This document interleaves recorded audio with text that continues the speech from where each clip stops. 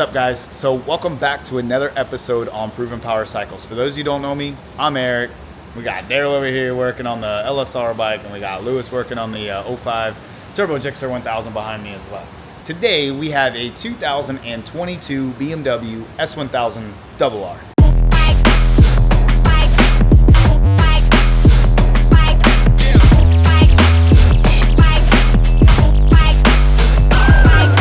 So it's a 2022 BMW S1000. The owner told us the mods, and we are on an EK3D chain. He's got a Sprint POA air filter, I believe he said. BT MOTO stacks, I know for sure. He's got a full akrapovic exhaust system. And I'm not sure what sprocket this actually is. Hard.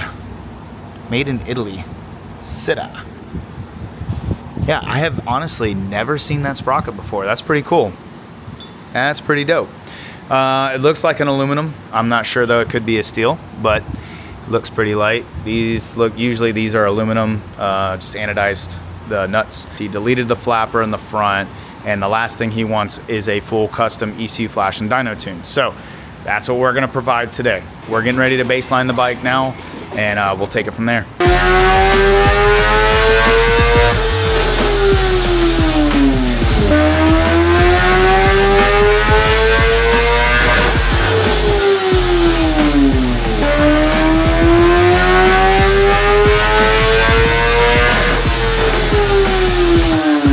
All right, guys, we got the baseline all done. As you saw, we are currently implementing the first base map onto this bike. So these bikes, Woolwich went through, we've been going back and forth. We've already done a couple, and there's some little minor things that we've been trying to tweak in the background mapping.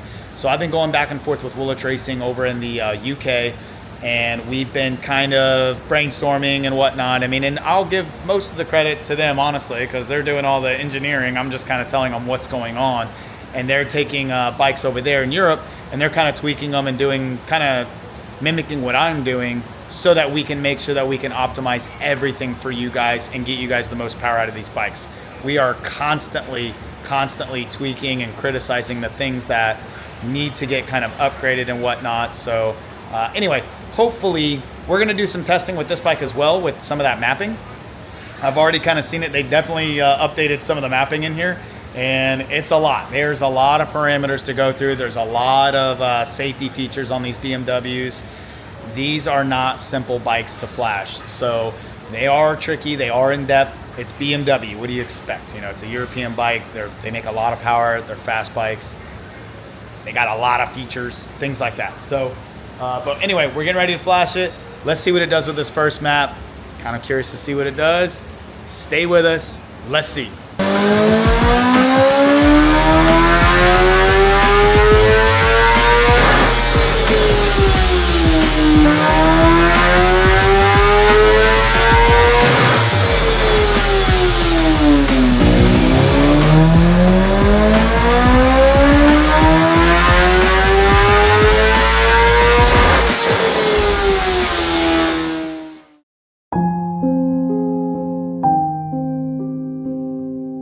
All right, this is gonna be my last few runs regardless, and I'm calling it.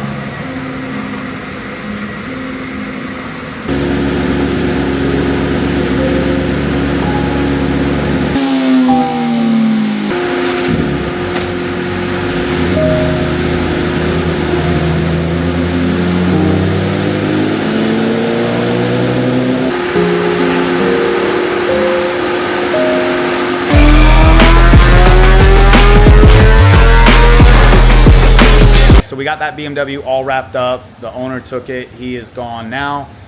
We had to rush out of here. I actually had to get going. I was going out of town. So we're waiting to hear back from him as far as direct feedback, because we still have only done about 4 or 5 of these now. So they each are a little bit more unique than the last, if you will. So every time we do a new one of these BMWs, we're finding different problems to resolve. Let me put it that way. There's different ways of tuning them, which, go figure, it's BMW. What do you expect? You know, they always are on that next level, if you will. So these are not easy bikes to tune by any means. My hat is off to Bryn and all those guys, honestly, because truthfully, this is not an easy bike. It's not a simple bike. There's a lot of complex things in there with the knock sensor, torque management. There's just a lot. It's a lot to figure out, and we're still in the process of figuring out more and more stuff to bring out more power. We're working directly with Woolwich in the UK to help pull more power out of these bikes, and it's a continuous effort. So, but with that being said, let's go over these numbers. I still think they're solid numbers. Let's analyze them. So, baseline, he made 182 wheel with 78 foot-pounds, or pound-foot of torque rather. Now, normally I would expect to see 185 or so.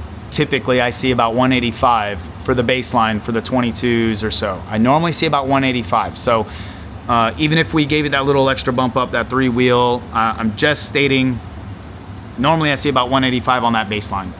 But with that being said, after everything is all said and done, we ended with 195 wheel with 84 pound-foot of torque. Now, this is impressive to me. These things are torque monsters. Considering it's 1,000 cc's, this thing makes so much torque. It just blows me away. And the torque line is so smooth. These bikes, I can see why they're regarded as one of the fastest, 1,000 cc bikes right now. When you compare stock motor for stock motor, these things are absolute missiles. So there's a huge dump down here. Now we're doing this in 5th gear. We know about the 1st and 2nd gear, about how they pull out. We know about all that jazz. This is 5th gear.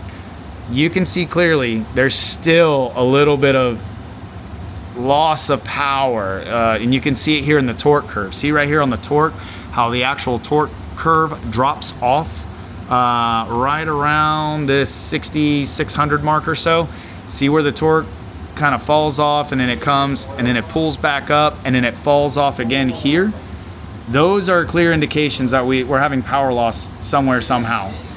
So some of it's air fuel, a lot of the other stuff is in a lot of other parameters that we had to mess with. So we got the AFR cleaned up pretty good. Now these ECUs are adaptive, so it is a little difficult to get these things perfectly mapped out because it is a constant fighting. But I'd rather see it on a little bit of a richer side, a little bit extra fuel, than on the leaner side of this spectrum. So I'm okay with this. It's still making good power, so I'm not upset.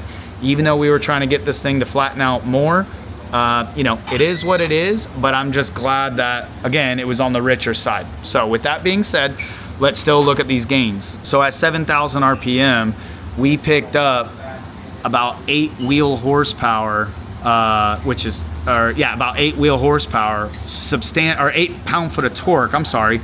We picked up 8 pound-foot of torque, which is huge in this low end area. And then we picked up 11 wheel horsepower. This is a massive, massive jump right here. We're talking about gains of about 12%, roughly 11 to 12% gains. And for those of you who see my older videos, anything over 6% or greater, your butt's gonna feel it. Your butt dyno is gonna tell you this bike's much faster.